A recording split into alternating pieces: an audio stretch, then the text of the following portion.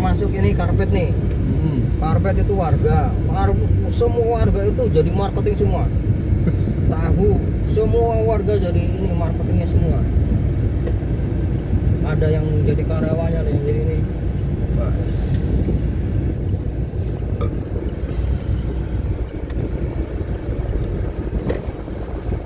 Kemarin bantuan gerobak juga alhamdulillah. Oh, kamu dapat ya? Dapat. Oh, berarti ada koperasinya juga ya? Ada. Ketuanya sampean? Saya sekretaris. Sekretaris? Mantar kapan-kapan podcast. Saya baru mau beli mic. Udah berapa kali wawancara suaranya ini banget. Jauh. Nggak masuk. Masuk tapi ini kecil.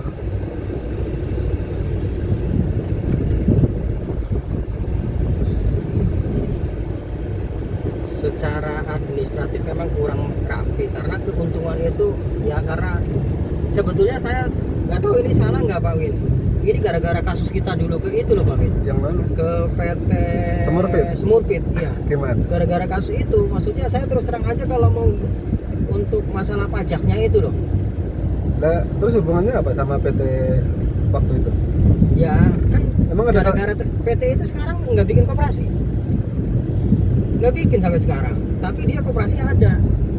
Kata dia, saya ngapain ngurusin pajak, mendingan buat pajaknya saya buat lagi buat warga gitu. Nah itu menurut Pak Win gimana itu? Saya sebetulnya jadi menggelikan di situ, akhirnya kepikiran juga, masuk akal juga gitu loh. Daripada saya bayar pajak walaupun cuma berapa persen kali berapa ini, Ya. mendingan dibagi-bagi gitu. Tapi sebenarnya Gimana Pak Win? Sharing aja, sharing. sebagai warga negara yang baik, Ya, terus ini pertama secara apa namanya, idealisme dulu. Idealisme warga negara gitu Ya, kan. sebagai warga negara yang baik, kalau dalam agama kan sebagai umat yang baik, kalau di agama kan ada zakat, Ya, ya kan, ya. ada zakat, infak, sedekah. Cuman kalau infak sedekahnya kan sifatnya sunnah, kalau zakat kan memang wajib. Jadi siapapun dia, kalau emang dia udah nisab kan wajib zakat. Nah begitu juga sebenarnya dalam konteks kita bernegara ini, kita juga kewajibannya seperti itu. Mau tidak mau, ketika kita sudah mengarah ke lembaga yang profesional, lembaga bisnis ya, lembaga bisnis yang profesional, ya mau tidak mau regulasi itu harus kita penuhin. Karena pertama dari sisi benefitnya sebenarnya banyak juga. Pertama, kalau kita dapat proyek-proyek ke perusahaan-perusahaan besar, dia pasti minta NPWP. Pasti itu sekarang, nggak bisa tidak. Makanya kalau saya diskusi tentang pajak, ya mau tidak mau saya arahkan. Ya walaupun tuh langkahnya nggak harus langsung jreng gitu, mesti ya bahasa anak belajar melangkah ya sesampainya dulu lah bahasanya gitu. Cuman tetap ada arah, tetap ada tujuan ke sana gitu. Karena kan mimpi kita kan usaha kita gede. Nah makanya gini Mas, kalau itu kan ada guyonan. Kalau yang udah pada kaya raya itu kan doanya bukan ya Allah berilah saya harta yang banyak, tapi kalau guyonannya orang-orang kaya itu ya Allah berilah hamba untuk bisa zakat yang banyak. Karena apa? Karena kalau kita udah zakat banyak, berarti kan otomatis harta kita udah banyak gitu loh. Tapi kalau harta kita banyak belum tentu kita mau zakat gitu loh. Nah makanya di dunia bisnis pun ada guyonan yang koperasi-koperasi udah besar itu, guyonannya seperti itu sekarang. pajaknya Ya Allah, iya, mampukanlah saya untuk bayar pajak yang banyak.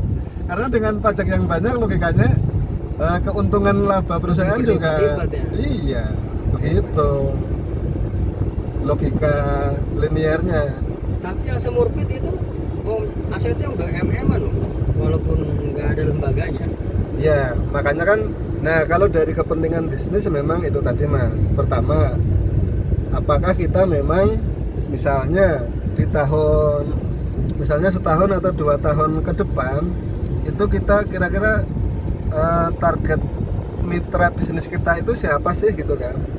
Nah, kalau saya melihat kasus Semurfit itu, saya melihatnya kayaknya tanpa kita bermitra dengan pihak luar pun Iya udah. kita bisa gitu. Nah itu sebenarnya ya mungkin dalam konteks itu bisa sih dibenarkan, tanda kutip tapi ya.